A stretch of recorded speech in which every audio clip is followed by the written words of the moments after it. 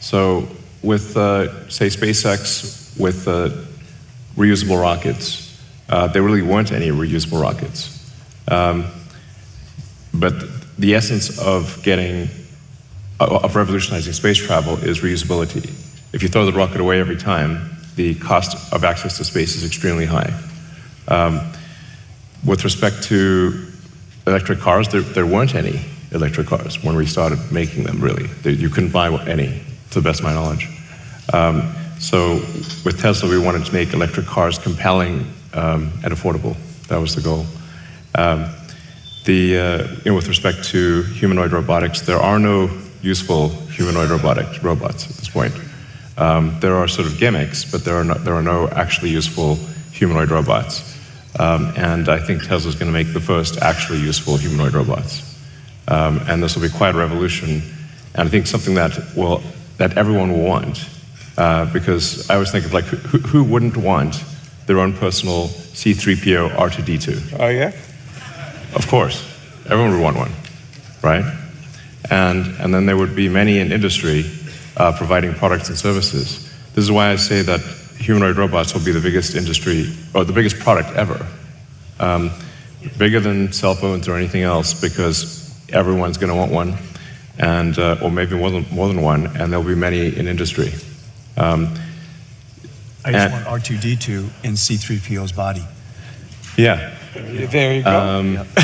Well, a humanoid robot would be better than R2-D2 and C-3PO combined times 10. Yeah. So people often talk about sort of eliminating poverty and that kind of thing, but really how long have they been talking about that? There's lots of talk. There's lots of NGOs sort of trying to do these things, but really not succeeding. And the evidence speaks for itself. But AI and humanoid robots will actually eliminate poverty.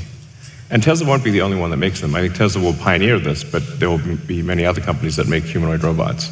But there is only basically one way to make everyone wealthy, and that is AI and robotics. And we can't talk about robotics without AI factories. And yesterday was such a historic day for the two nations, but also for all of us, where we celebrate the AI strategic partnership with the US, signed, witnessed by the Honorable President and His Royal Highness, about how we are committing our capital, energy, land to energize the AI US ecosystem, to be able to build inference node, training nodes, and to be the most AI-enabled nation. With that announcement, tell me what's next in AI factories, Jensen? There's a beautiful story about how Saudi Arabia is building AI refineries and now building or oil refineries to AI factories. I love that. I've said that AI is an infrastructure, and the reason for that is, of course, we understand AI from the perspective of the technology and how it's revolutionizing every industry. Digital intelligence, of course, has applications into every field. And so it's going to be used by every company, every industry, every country. In that way, it's foundational, and therefore it's part of infrastructure. What is new about AI from a computer science perspective is that the way computing was done in the past was largely retrieval-based computing. Mm-hmm. Somebody typed in a story, or somebody created a piece of art, or came up with 4 versions of a digital ad, or it's all pre-built by somebody, which is then using a system to retrieve the appropriate version for you. It's a retrieval-based computing model. Hadoop and many of the frameworks and operating systems of the past, all designed to retrieve the appropriate information for you. But today, software is going to be generated in real time. It's generative. Based on the context, based on the circumstance, based on who you are, based on the problem you asked it, based on your prompt, it will generate unique content for you. Every single time, for everybody, it's unique. When you use Grok, every time you use it is different. Just based on Grok. Based on the prompt that you give it, and based on the circumstance, and so therefore, it used to be retrieval based. Today, it's generative, and if it's generative, then and every time is different, then you need AI factories all over the world to generate the content in real time, which is the reason why you need AI factories. And this is a unique way of doing computation, but the benefit, of course, is that everything isn't preconceived and pre-documented, and it's contextually sensible and therefore intelligent. So AI factories and robotics, and we heard it yesterday from His Royal Highness, his vision, how to augment our workforce with roughly tens of millions of robotics to be able to infuse the next wave of productivity and progress. But this scares a lot of folks when it comes to the future of jobs. So let's hear about your thoughts, Elon and Jensen, on that. Sure. Well, if you say like in the long term, where will things end up? Long term, I don't know what long term is. Maybe it's 10, 20 years, something like that. For me, that's long term. My prediction is that work will be optional. Optional. Optional. So. We'll take that. Yeah. I mean, it'll be like playing sports or a video game or something like that. If you want to work, in the same way, like you can go to the store and just buy some vegetables, or you could grow vegetables in your backyard. It's much harder to grow vegetables in your backyard, but some people still do it because they like growing vegetables. That will be what work is like, optional. And between now and then, there's actually a lot of work to get to that point. Mm-hmm. And I always recommend people read Ian Banks' culture books to get a sense for what a probable positive AI future is like. And interestingly, in those books, money doesn't exist. It's kind of interesting. And my guess is, if you go out long enough, assuming there's a continued improvement in AI and robotics, which seems likely, the money will stop being relevant at some point in the future. Now, there will still be constraints on power, like electricity and mass. The fundamental physics elements will still be constraints. But I think at some point, currency becomes irrelevant. Cara, é uma baita visão, né? É difícil de digerir esse tipo de visão, né? Porque é muito disruptiva, cara. Pô, é um cara muito à frente do tempo. E não é à toa que ele tá conseguindo gerar tanto. Não é à toa que é o cara mais bilionário do mundo, né? Quase um trilhão. E o cara é foda. Jensen, any thoughts? By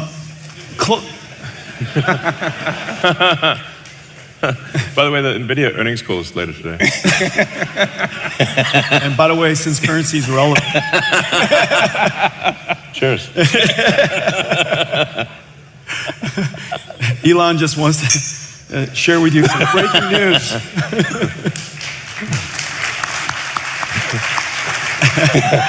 The two of us would like to share some breaking news. Let's see. I would say there's different horizons you could look at. Everybody's jobs will be different. I think that's for sure. How the students learn will be different. How people do their work will be different, obviously, because a lot of the things that we do mundanely or arduously or very difficultly are going to be done very simply. And so we're going to be more productive from that sense. One of the things that I will say is that for most people or a company, if your life becomes more productive, and if the things that you're doing with great difficulty become simpler, it is very likely, because you have so many ideas, you'll have more time to go pursue things. It is my guess that Elon will be busier as a result of AI. I'm going to be busier as a result of AI.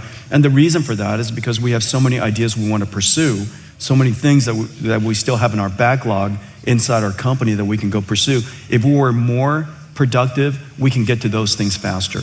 And so in the near term, I would say that there's every evidence that we will be more productive and yet still be busier because we have so many ideas. One thing that I will say, give you some evidence, is that, and I was just telling Elon about this earlier, radiology, for example, has largely been converted to AI-driven radiology, and there's some really great companies doing that. And the surprising thing is the prediction that all radiologists would be the first jobs to go was exactly the opposite. The trend shows that there are more radiologists being hired now as a result of AI. And the reason for that, if you take a step back, it's because the goal of a radiologist is not to study the images. The goal of a radiologist is to diagnose a disease. Now the studying of the images became so productive, they could study more images, study more modalities, spend more time with the patients. And as a result, they're actually accepting more patients. We're doing more radiology all around the world. We're doing a better job with diagnosing disease. And so that's kind of the near-term outcome of AI and productivity. And we'll see what happens long term. You know, when currency doesn't matter anymore, just, you know, let me know right before. You'll see it coming. You'll see it coming.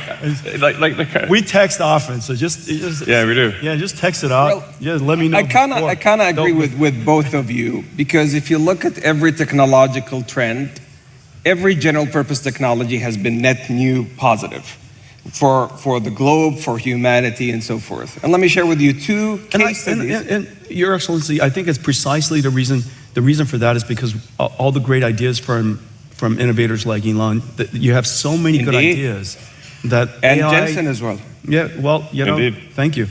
So let me share with you two stories from two Saudi innovators in collaboration with a lot of the great work that NVIDIA does, that Grok does. So one of them is Professor Omar Yagi, who's the first American Saudi to win a Nobel Prize in creating new chemistry. And the way he has done that, he has leveraged AI accelerators and models like Grok to be able to create new chemistry when it comes to metal organic frameworks. Those are metal ions that are positively charged with organic linkers to be able to effectively create a sponge with 0.33 nanometers pores to capture water from air and also to capture carbon dioxide. The second story has also to do with AI accelerated by NVIDIA and with models like Grok, which is nanopalm, which is effectively creating a nanorobot 500 nanometers by 1,000 nanometers to be able to do gene editing, leveraging the CRISPR technology to take out sickle cell disease. Now, in both these instances, they originated 20 years ago in research, but AI was able to really accelerate the outcomes and the outputs such that we can move into new value pools. So I think with every technological trend, humanity is going to always manage to shift to new value pools when it comes to workforce and productivity. But we have some great announcements to talk about here today. Let's begin with you, Elon, the things that we're doing with XAI. Yeah, we're excited to announce that we're doing a 500 megawatt. I mean, yeah, 500. Sorry, 500 megawatt. 500 megawatt. Yeah. We're doing 500 megawatts. Sorry, Not there's. quite, yeah. Yeah. Yeah, I haven't scored, but I just use for work, and I don't want for friends or other transmission. Let me close here.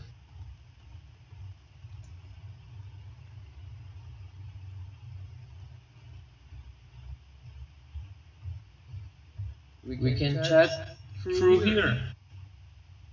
It's gonna be awesome to have you following and watching the streamings, and maybe let's focus over here for a while, and then after that maybe we can chat on Discord. I can make an account to just to chat with people around the world. the 500 gigawatt one will have to wait. That'll be $8 bazillion trillion. Stop that.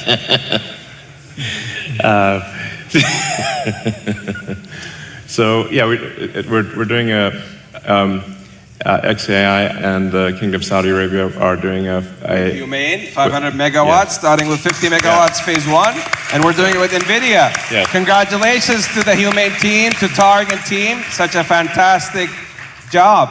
Jensen, I think we're also doing some great announcements this week. We are? Yeah. Well, we're announcing all kinds of things. Our partnership with Humane is going incredibly well. First of all, we work together to get this company started and off the ground, and just got an incredible customer with Elon. Could you imagine a startup company, approximately $0 billion in revenues, now going to build a data center for Elon? 500 megawatts is gigantic. This company is off the charts right away. In addition to that, we're working AWS, as you know, is also Congratulations to the Humane team with AWS, starting with 100 megawatts with a gigawatt ambition and counting. So AWS is also coming to Humane. We're working with Humane on Omniverse digital twins. As you know, that AI is not just, just agentic AI and chatbots and cognitive AI is incredibly important to the world. But AI applies to everything, chemicals and proteins and genes and physics and fluid dynamics and particles and of course robotics and activation. And we created this world called Omniverse where robots can learn how to be good robots. And it's physically based, it obeys the laws of physics. And so robots can learn in these environments. And we're working with Humane to apply Omniverse to all kinds of digital factories and robotics and warehouses and things like that. And so that's another. We're also working in Saudi Arabia to build supercomputers to simulate quantum computers and using our computers to be the controller and the error correction, quantum error correction requires an enormous amount of computation. And so we're doing a lot of great work there too. So a big partnership with Humane. They're off the charts, off the ground and off the charts at the same time. This is how we walk the talk in the Kingdom of Saudi Arabia in partnership with the US. Yesterday, the President and His Royal Highness announced the AI strategic framework and partnership. Today, we're going big with Elon and Jensen. So thank you for those opportunities. Cara, é bem legal. Deixa eu falar para vocês dessa parceria, ó, US Partnership with Saudi Arabia in AI.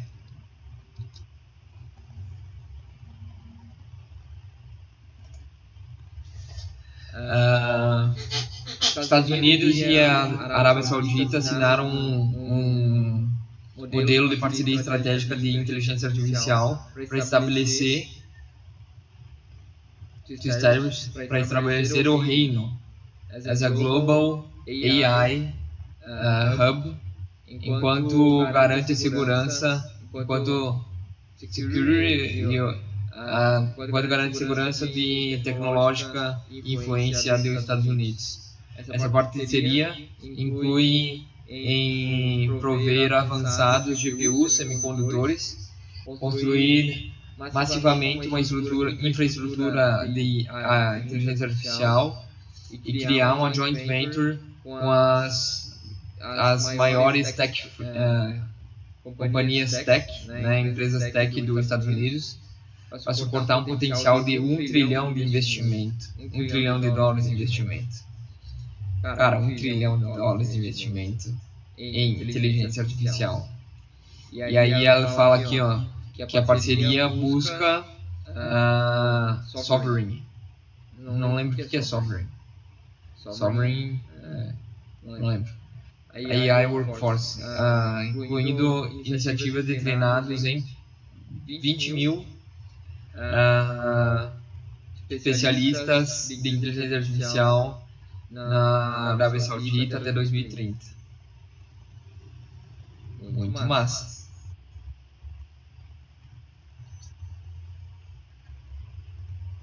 Cara, é gigantesco, velho. Gigantesco.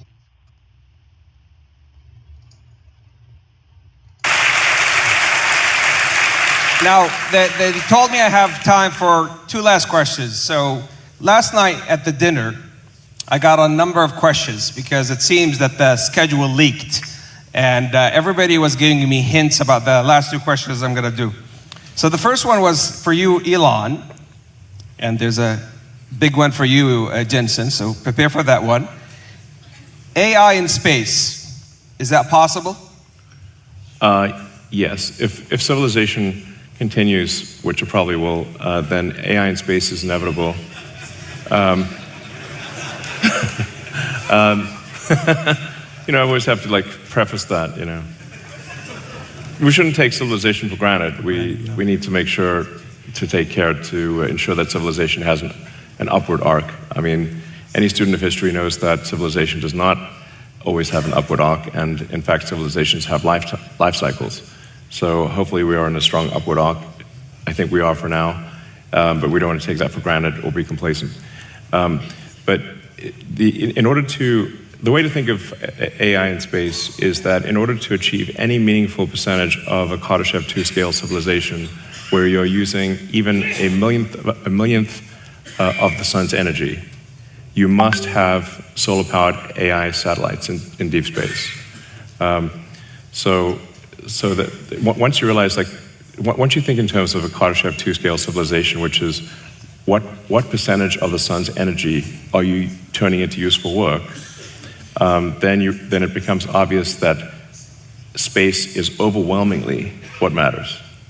Overwhelmingly, the sun only receives roughly 1/2 billionth of the Earth only receives roughly 1/2 billionth of the sun's energy. So if you want to have something that is, say, 1,000,000 times more energy than Earth could possibly produce, you must go into space. So this is where it's kind of handy to have a space company, I guess. Sell the book. Easier to cool chips in space, too. Yes. Easier to cool chips in space. Yeah. Yes, there's definitely no water in space, so you're going to have to do something that doesn't involve water. Just hang out. Well, it's you just got to radiate. That's right. So my estimate is that actually that the cost of electricity, the cost effectiveness of AI in space will be overwhelmingly better than AI on the ground. So far, long before you exhaust potential energy sources on Earth, long before, meaning I think even perhaps in the 4 or 5 year time frame, the lowest cost way to do AI compute will be with solar-powered AI satellites. So I'd say not more than 5 years from now. Wow. And just look at the supercomputers we're building together. Let's say each one of the racks is 2 tons. Out of that 2 tons, 1.95 of it is probably for cooling. Right. Oh, yeah. Just imagine how tiny that little supercomputer is, right? Each one of these GB300 racks will just be a little tiny thing. And just electricity generation is already becoming a challenge.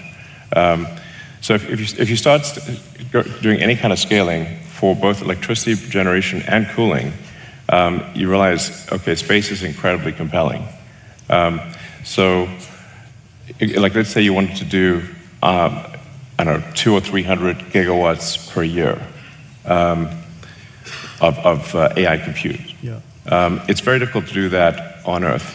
The U.S. average electricity usage, last time I checked, was around 460 gigawatts per year average usage. So something like, say, if you're doing 300 gigawatts a year, that would be like 2/3 of U.S. electricity production per year. Yeah. There's no way you're building power plants at that level. And then if you take it up to, say, 1 terawatt per year, impossible. Yeah. You have to do that in space. There just is no way to do 1 terawatt per year on Earth. And in space, you've got continuous solar. You've got you actually don't need batteries because it's always sunny in space. That's right, exactly. And the solar panels actually become cheaper because you don't need glass or framing, and the cooling is just radiative. So that's why I think That's the dream. yes. That's the dream.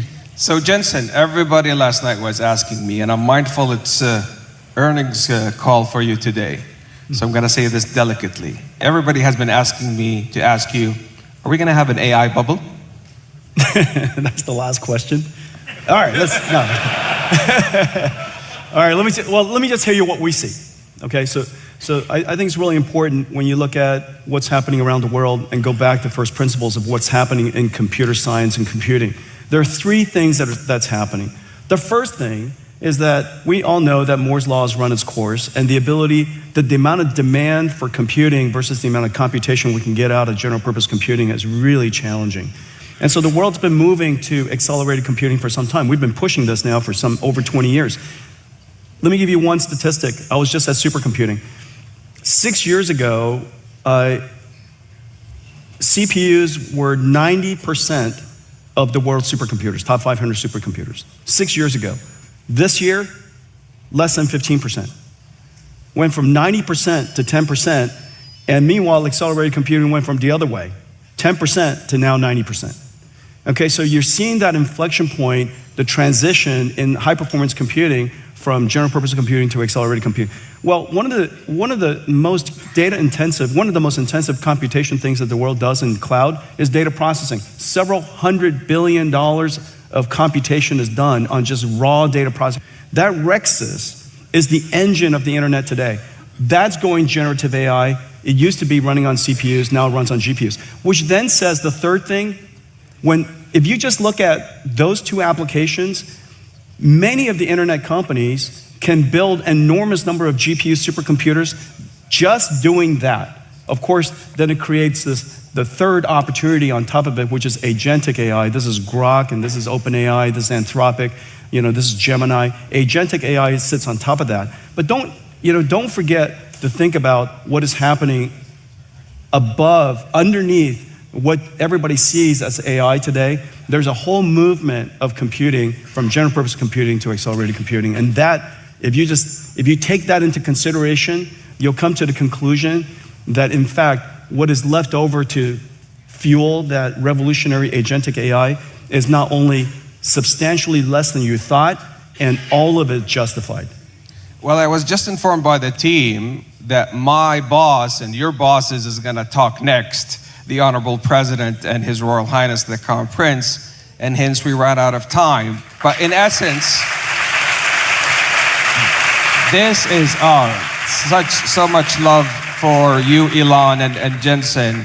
But this in essence is a 92 alliance that shifted from energy to digital to the intelligence age, powered by pioneers such as Elon and Jensen, to serve humanity and create on a net new basis new economies, new jobs, and a better future for humanity, powered by the Kingdom of Saudi Arabia and the United States. Thank you for a lifetime partnership and friendship. Thank you, Elon. Thank you, Jensen. Thank you. Que legal, né, cara? A visão dos caras é muito pra frente, cara. É muito futurista, é muito avançado, né? Não dá nem pra digerir direito, né? Eu vou encerrar aqui, já volto e vou subir vídeo no YouTube e vou fazer o cookie ovo e